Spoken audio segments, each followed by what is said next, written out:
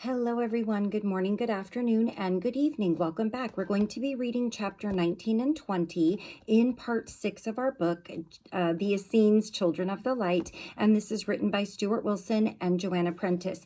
And in part 6, we're talking about Jesus, all things Jesus. And in chapter 19, which is one of our longer chapters, we're going to read, it's titled Being with Jesus. So we're going to learn, as I said in my last video, I absolutely love reading about Jesus and learning about who the person, what kind of a person he was, and learning what it was like to really spend time with him, not just as the Jesus that we have learned about in a religious aspect, but as a human being and as a healer and as a teacher in all ways that far surpass what the Bible shares with us. So let's go ahead and just jump right in. Being with Jesus. We were beginning to put together a picture of how it felt to be with Jesus and wanted to pursue this. We now introduce sessions with 3 friends who enter the story for the first time. We have Carol, Martha, and Nikki. This gives us 4 contrasting perspectives in this chapter. Daniel, quite elaborate and wordy. Carol, few words but very deep emotions, and Martha and Nikki, somewhere between these, deep feeling but quite freely expressed at the verbal level. These were quite separate sessions with Daniel, Carol, Martha, and Nikki. We became aware that any contact with Jesus occurred at many levels. It often had a powerful emotional charge, which made a deep impression and helped the person to release, transform, and move on. Joanna, what was it like to be in the presence of Jesus when he was at the height of his powers? Daniel, well, by that time, we were a little in awe of him. It's hard to describe. When we first knew him, he seemed special, yes, but he became more special and more intense and more self-contained because he was containing and focusing these vast forces. It wasn't that he was remote and unapproachable, but he had this enormous power around him, this energy. It was a very gentle, loving energy, but it was energy, and it marked him as someone very special. In some ways, he was like a high priest. Even if you had known him when he was young, becoming a high priest sets him apart. He carries a lot of energy, a lot of responsibility, and an inner knowing. But that didn't make him heavy. There was a lot of laughter around him. Being with him was really a very joyful experience. It was sunny. Being with him was just like being in the sunshine of a perfect day. But there was a great power present too. It was like being with a very jovial and happy high priest. He was very light. He smiled a lot, but he was still like a high priest. He was not jovial all the time, of course. Sometimes he was quite serious, but most of the time he was sunny, and being near him lightened people's lives. They were lighter as they went along the road with him. Everything seemed lighter and brighter. He brought out the best in people. He brought out the sunshine into people's lives, and their hearts expanded and glowed. When you were with him, you felt warm and comfortable. You felt that everything was going to be all right. You felt you were going to get to the conclusion of your own spiritual path in your own time, and it would be all fine. You just had to put one foot in front of the other, smiling gently as you went. He wasn't heavy and solemn. People around him were happy and singing. There was a lot of singing, a lot of joy, and it was very light, the whole thing. It was like a merry group of friends, but he was also the high priest figure. That was there all the time too. Joanna, did you see much of Jesus's disciples? Daniel, those who were called disciples we only saw from time to time. For example, when we went with Jesus from village to village, but mostly they kept themselves to themselves. They were a mixed bunch, and he chuckled. Some, like Judas, rather intense and morose and not popular. Some more amiable, and some quite earnest and serious. Some had been friends since they were young, and some were strangers till they met Jesus. He seemed to collect them from everywhere, a wide range of people. Joanna, was this so that the message could get through to the widest number of people? And Daniel says, yes. They seemed to have talents in different areas, and they came from different parts of the country. I suppose so that they could go back and teach their own people in their own way. When they were being taught by Jesus, they remained with him and did not speak much to others. But sometimes he would send them out on errands to go to this village or that, to do this work or that. So they did not remain around him all the time. And then there were also many followers. At first, only a few, and then more and more because of the healing and the teaching, as his name grew amongst the people. And Joanna asks, so there would be many stories about Jesus going about healing and teaching? Daniel says, oh yes, when any traveler came to our community, we would always ask if he had heard reports of the work of Jesus, and they told us many wonderful things. Joanna, it must have taken Jesus years of work to become such a wonderful healer. And Daniel says, he raised his consciousness so much that he was able to resonate with the power of the Spirit with a capital S and be a clear channel for that energy through his complete being. He was like a completely open channel down which all this energy flowed.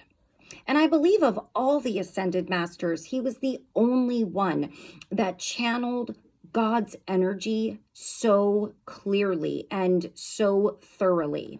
And I think that's why he was able to do the things that all of the other ascended masters simply couldn't do. Ones that came before him and ones that came after him. And that's one of the reasons that he's so well known. Joanna, who were the people that Jesus seemed closest to amongst his friends and relatives and disciples?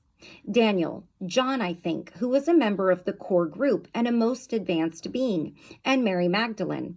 But he was close to his brother James and Mary, his mother, also. Joanna, and when Mary's husband died, your friend Joseph became almost another father to him? And Daniel says, yes, that is true. And Joseph helped him to travel, not only by taking Jesus with him, but he had many trading contacts and could help in planning Jesus's traveling when it was not possible for Joseph to go. Our focus now shifts to the session with Carol. So Carol starts out. We are near the sea. I've just joined Jesus. He has taken my hands. I think we're praying, spirals of energy. He has recognized me as a friend. We've been giving thanks for everything. Life.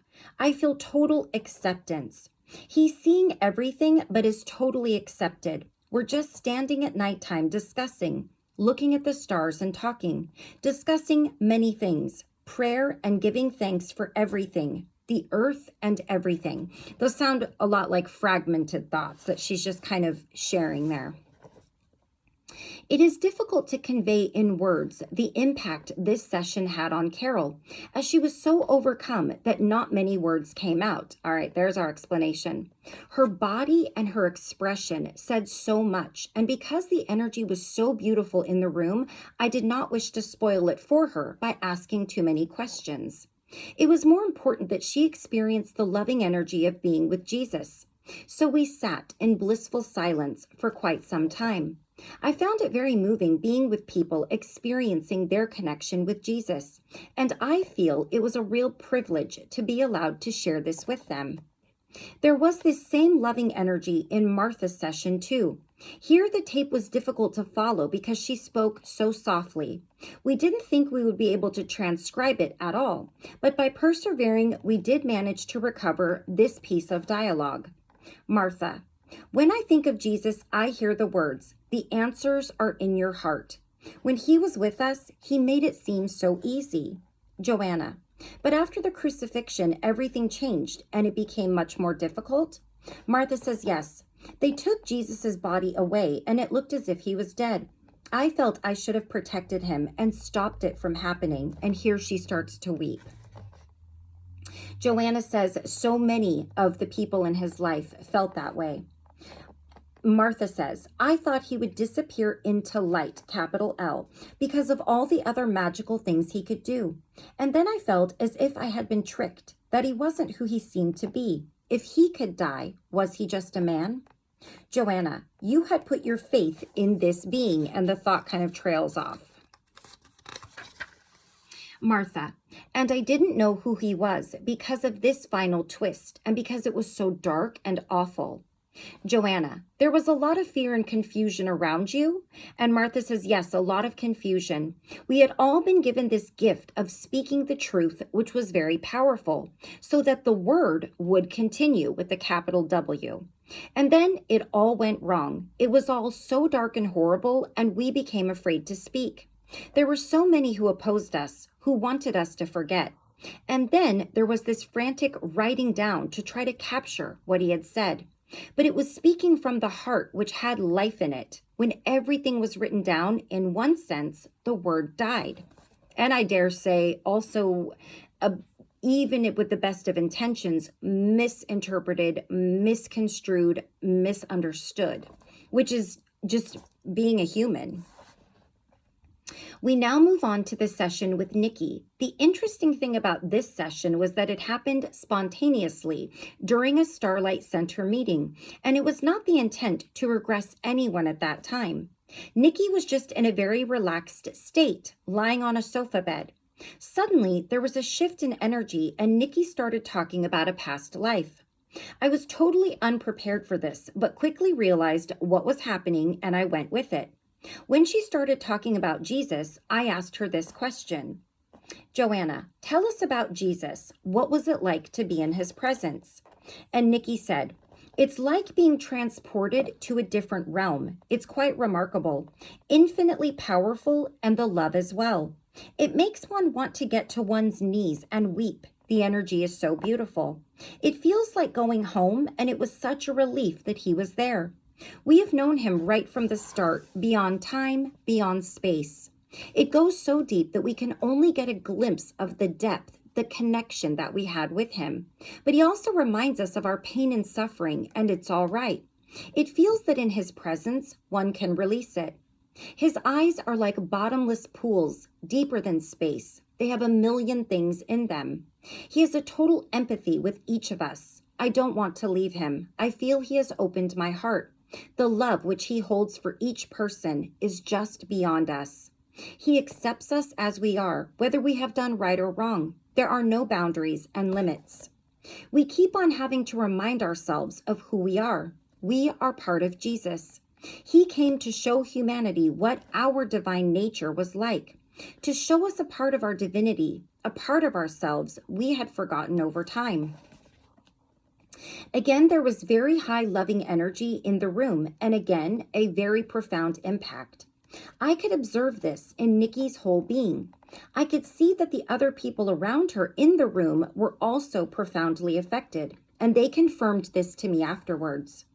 Our friend Ashian Belzi, channeling the Master Moria, writes, compassion allows, love changes. Throughout the researching and writing of this book, we have found this to be true. Everyone who was touched by the loving energy of Jesus was changed by that experience.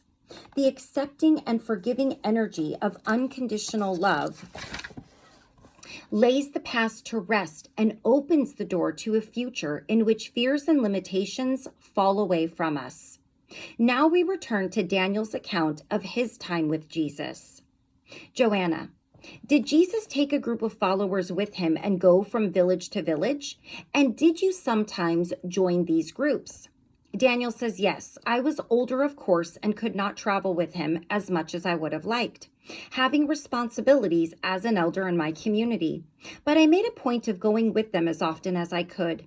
From the very beginning, when the group began to gather around Jesus, I knew this was something very special. And when I was there, I felt so very much more alive than I usually did. So that made me determined to go with them whenever I could. There was no fixed route on these occasions, and we went where the need was at the time. Jesus would attune and would realize that someone was ill, and we would go there, or that it was time to teach in a certain village. It was very light, the whole thing. It was just a lovely thing to do, wandering along the paths to these villages. There was no great hurry. We just wandered along, maybe singing a little and laughing and talking, and everyone so happy to be around him. Joanna, when he taught in the inner groups with just small numbers of people, was that different? And Daniel says, yes, that could be quite challenging. Then he would be probing our beliefs and making sure we were opening up and ready to move on. In those meetings, often in one of the communities like Qumran, he would be pushing our boundaries and encouraging us to change. But the journeys to the villages were just wonderful. It was very pleasant, a kind of divine wandering. And here he chuckles. We just had a wonderful time. Joanna, as you went along, I suppose parables would be told. And Daniel says, yes, Jesus was weaving stories much of the time. You would be listening to these stories, always something in them to make you think. And sometimes people would come to meet you from the next village. Word would spread that he was in the area, and they would come. Sometimes they would bring food, and we would all sit by the wayside and eat. When people began to realize how special Jesus was, many ones would come sooner so as to be longer in his presence. By the time of this session, Daniel was quite old and was looking back on his life. I was aware that while doing this, he was becoming quite emotional. He was breathing deeply, and there was a long pause before he continued. I noticed that tears were beginning to trickle down Stuart's cheeks. When Daniel began, his voice was hoarse and subdued. Daniel, it was just such a beautiful experience going out and visiting those villages with Jesus. It was so light, I'd forgotten how light it was, how happy we were. And I'm not really sure if Stuart is Daniel or maybe just Stuart was there and was so touched by this. No, it does look like Stuart. The subject's name is Stuart, who is also, as in a scene, Daniel Ben Ezra. But I'm not sure if we're talking about Stuart Wilson, the author. I'm pretty sure we are, or if it's just somebody else that happens to be named Stuart. Okay, so that was chapter 19, and now we're going to read chapter 20, which is a rather short chapter. It's the last chapter in part 6, so that's why I just kind of wanted to add it together since it's kind of short. This one is titled Teaching and Healing. By now we were wondering if we could get a new perspective on the teachings of Jesus. As we knew that Daniel had spent some time going from village to village with Jesus, we asked him to recall any outstanding memories of this time. Joanna, when Jesus was teaching, what was his central theme? Daniel, the need to reconnect with the heart energy, the energy of unconditional love. He not only talked about this energy, but demonstrated it in his life and his being. He gathered and focused the love energy, and because his energy was so strong within him, others were able to feel it and express it in the heart. This great cosmic energy of unconditional love, focusing through Jesus and through him being made available to all. It was quite different from love as most people saw it. For many people, it depended very much upon the response they got from the loved one. To love the person in front of you, however they act, whether they smile at you or snarl at you, that was quite a new idea for them. Jesus understood the nature of a human being better than any of us. He understood that all ones are the children of the Creator, and it is not natural to love, and is it not natural to love the children of a loving Creator? He understood the nature of God because that nature is essentially love and is expressed as love, focused as love, and demonstrated as love. He understood all these things and brought them together in his teachings. Joanna, were there several levels of teaching? Daniel says yes. For the people, there were simple stories. For the disciples and the more advanced followers, there were higher teachings. And these were more direct, less wrapped up in the clothing of stories. Joanna, and did some people criticize Jesus for his teachings? Daniel says yes, and for his attitude to people. Jesus accepted everyone. Many criticized him for this and said, look, he is taking anyone as a follower, even the greatest sinners. But Jesus accepted anyone who left their past behind and turned towards the light. And dare I say, even the people that didn't turn towards the light, he still would love and accept them.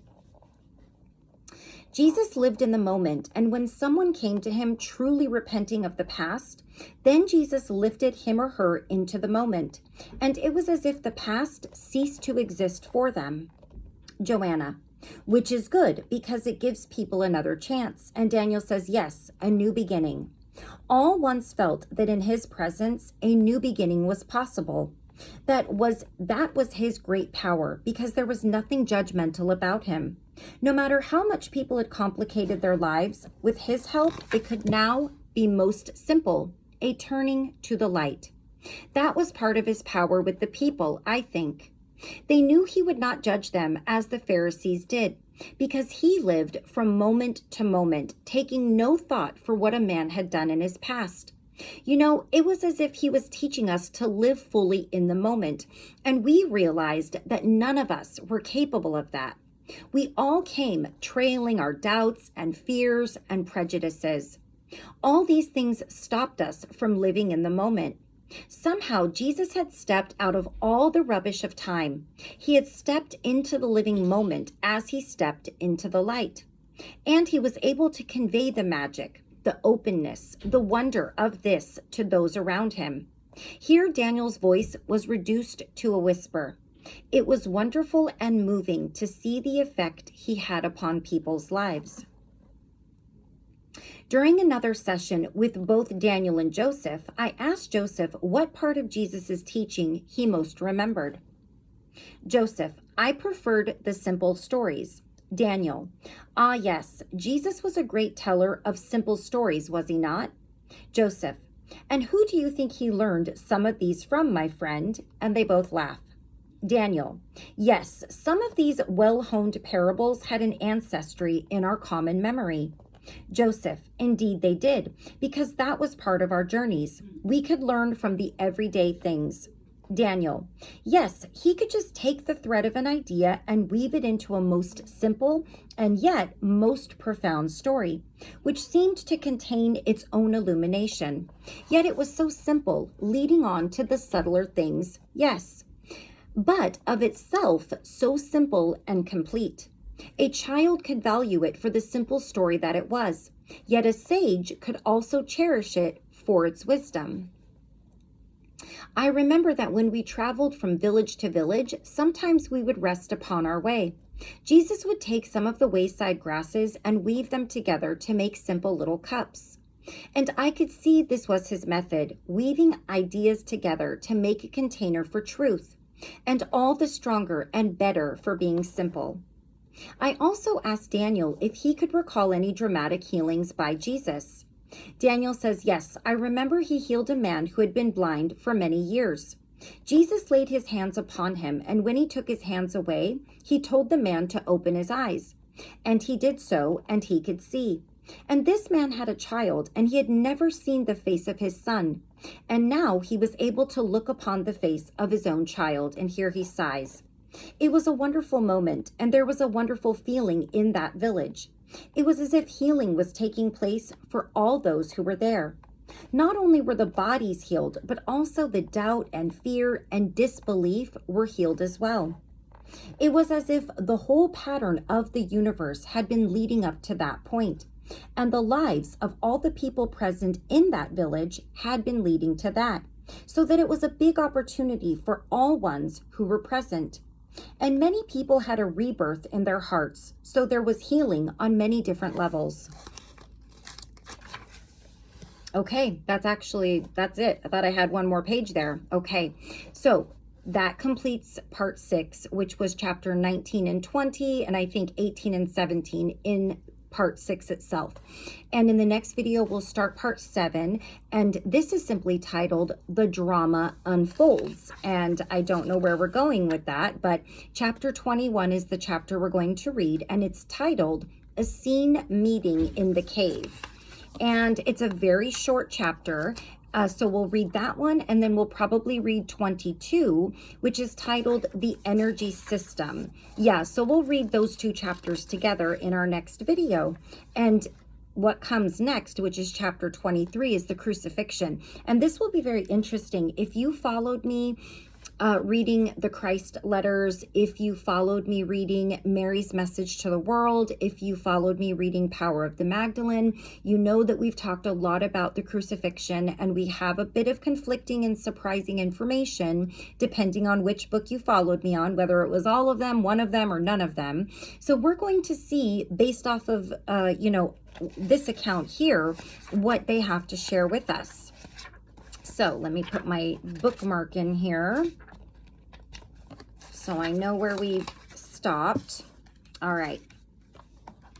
Thank you all so very much for joining me. I love you all so much. And until I see you again, take care of you and those around you. Don't forget, anytime you think about it, stop and think of the word love and send love to the world and send love to every single person on this planet. We could use it so much right now, and it makes a bigger difference than you'll ever know. You are so powerful, and if you harness even just a little bit of that, you really can make a difference for the planet and for everybody on it. So I'll see you all again very soon for part 7, the start of part 7 in our book, The Essenes, Children of the Light. Take care until next time. Bye-bye.